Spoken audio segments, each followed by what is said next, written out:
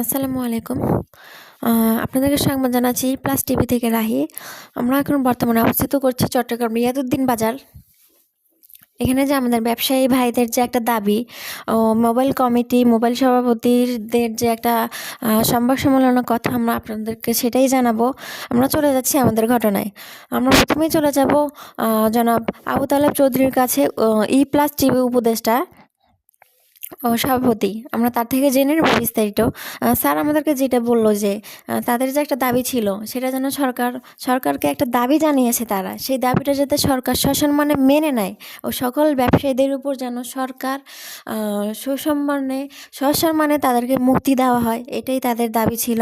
ও এরপরে আমরা চলে যাচ্ছি জনাব মোহাম্মদ সেলিম, মোবাইল কমিটি সভাপতি।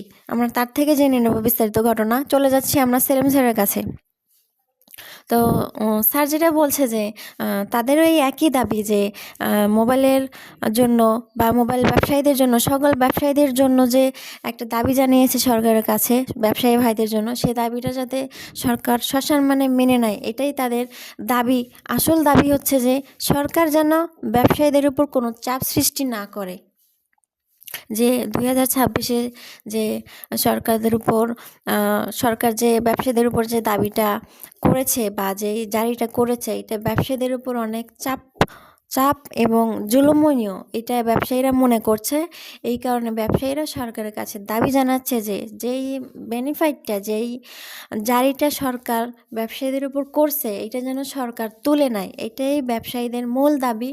ও আমরা আরও জানতে পেরেছি যে 46 জন ব্যবসায়ীকে আটক করছে পুলিশ বা অ্যারেস্ট করছে, সেইটা যেন সসম্মানে মুক্তি দেয়, এইটাও জানিয়েছে। পরবর্তী সময়ে আমরা আরও কোনো খবর নিয়ে হাজির হব। ততক্ষণ ভালো থাকবেন, সুস্থ থাকবেন, প্লাস টিভির সাথেই থাকবেন। ধন্যবাদ। আসসালামু আলাইকুম।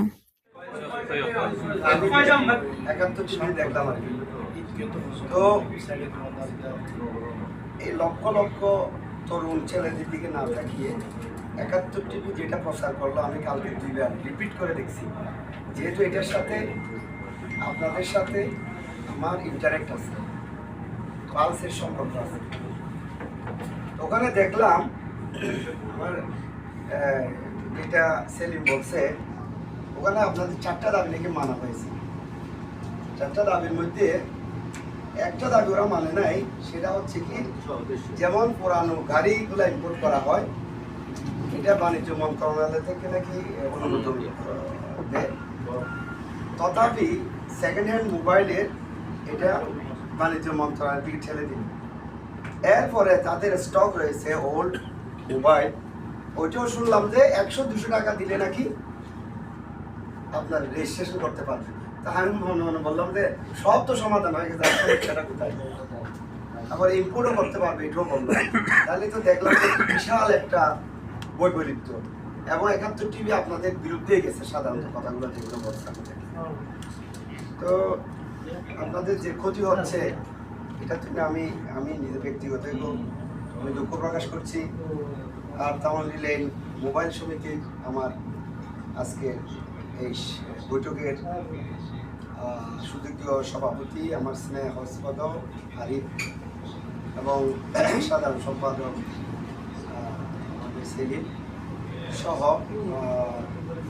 আমার সহসভাপতি জনাব ফজলুর রহমান, সিপিআরের রাশেদ ভাই সহ ঘাস এবং অন্যান্য মার্কেটে যারা আসছেন সবাইকে আমার সালাম। আসসালামু আলাইকুম রহমতুল্লাহ। আসলে আমি তো এই জিনিসগুলো যেহেতু আপনাদের সাথে আগেও ছিলাম, মিছিলে মিটিংয়ে ছিলাম, তথাপি আমি নিজের উদ্যোগে আমি ওগুলো দেখলাম, এতটুকু বিষয়, কিন্তু কথার সাথে কোনো মিল নেই। তাহলে এখন কি করা যায়? সব মোবাইলগুলো কি নিয়ে কামে বেঁধে কি পুকুরে লাভ দিবে? এই ছেলেগুলা কত কষ্ট করে 10 লাখ 20 লাখ টাকা কোনো ইনভেস্ট করে ব্যবসা করতেছে, কজনেরই বা কোটি টাকা আছে। এগুলো আমার মনে হয় সরকারকে দেখা দরকার। সরকারের ইন্টারিম গভর্নমেন্টটা বাদ দিয়ে নতুন যদি সরকার আসে,